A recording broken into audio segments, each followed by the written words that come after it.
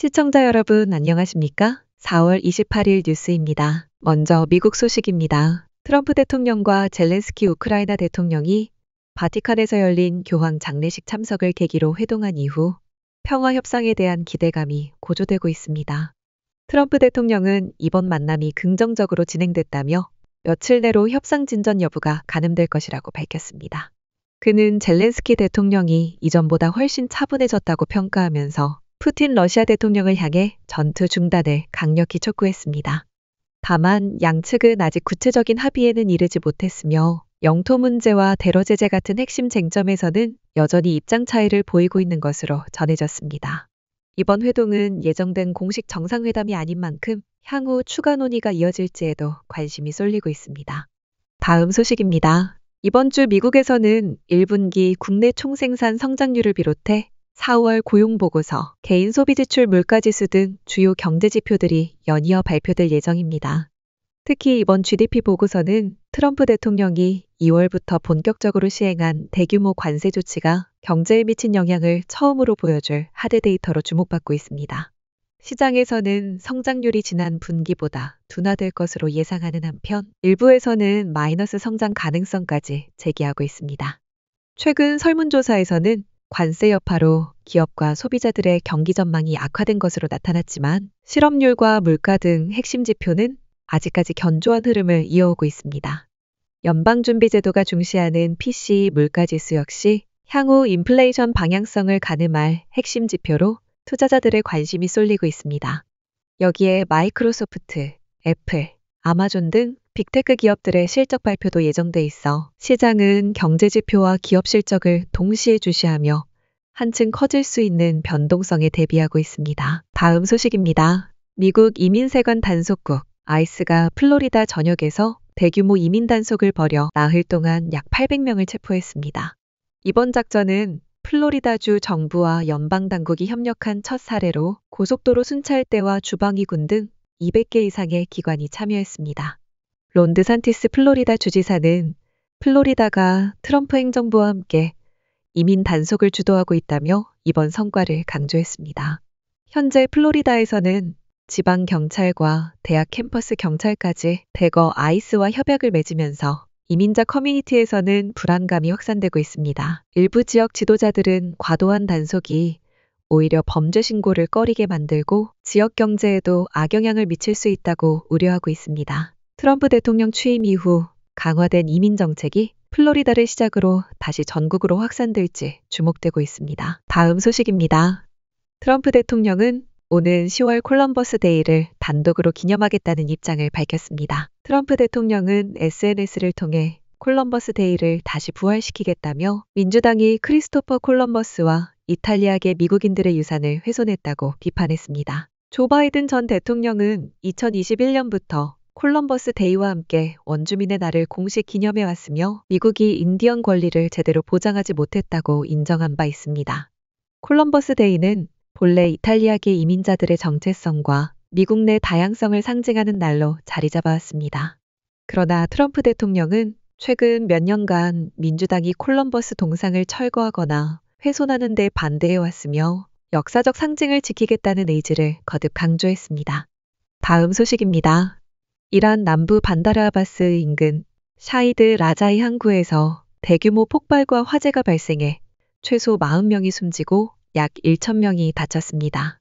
당국은 폭발 직전 미사일 연료로 사용되는 화학물질이 보관된 컨테이너 주변에서 불길이 치솟았다고 밝혔습니다. 이란 대통령 마수드 페제시키안은 현장을 찾아 원인을 반드시 규명하겠다고 강조했으며 정부는 사고 조사에 착수했습니다. 이번 사고는 미국과 이란이 핵 협상을 위해 오만에서 회담을 가진 바로 그날 발생해 여러 추측을 불러일으키고 있습니다.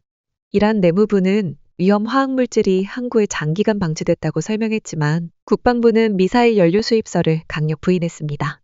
폭발 여파로 수킬로미터 떨어진 지역에서도 유리창이 산산조각 나는 등 피해가 확산되고 있으며 항구는 현재 복구 작업이 진행 중입니다. 다음은 한국 뉴스입니다. 28일 SK텔레콤이 전국 T월드 매장에서 유심 무료 교체 서비스를 시작하며 서울 광화문 대리점 등 주요 매장에는 이른 아침부터 긴 줄이 이어졌습니다. SK텔레콤은 이용자 몰림을 예상해 교체 시작 시간을 앞당기고 번호표를 발급했지만 초도 물량 소진 우려에 현장 혼잡과 대기 불만이 곳곳에서 터져나왔습니다.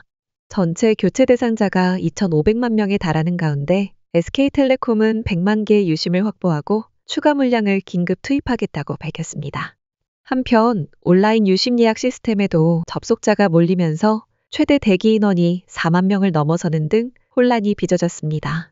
SK텔레콤은 유심 교체 전까지 유심보호 서비스 가입을 권장하며 가입 고객에게 해킹 피해가 발생할 경우 100% 보상하겠다고 강조했습니다.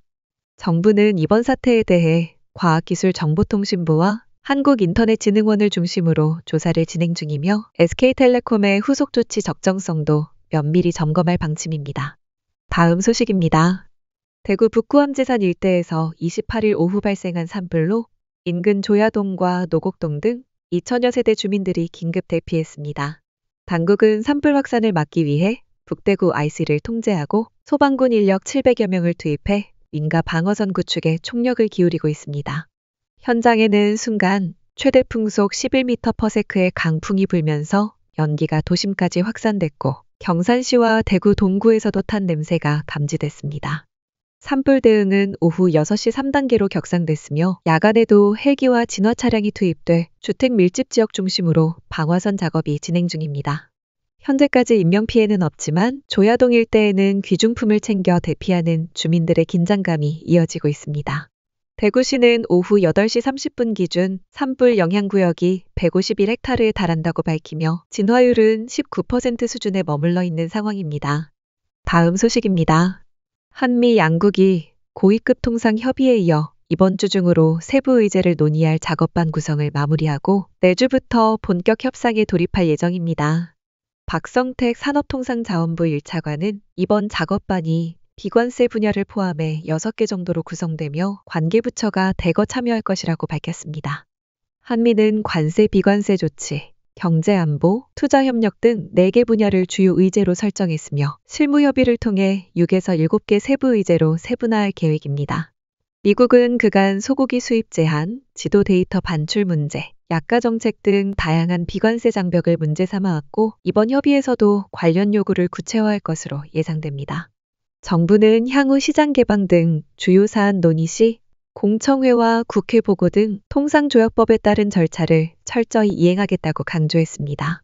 또한 알래스카 LNG 개발 참여 요청과 관련해선 실사단을 파견해 사업성부터 면밀히 검증하겠다는 입장을 분명히 했습니다. 마지막 소식입니다. 북한이 러시아 파병을 공식 확인하며 이번 조치는 북러 간 전략적 동반자 조약 재사조에 따른 정당한 이행이라고 주장했습니다.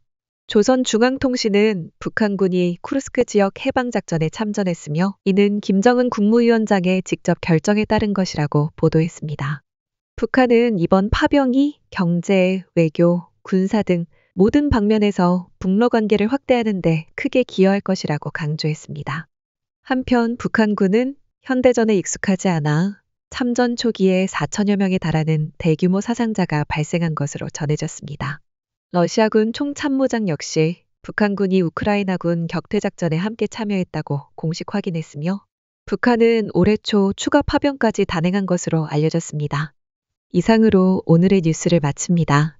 시청해주셔서 감사합니다. 더욱 자세한 내용은 데일리 SK.com에서 확인하실 수 있습니다.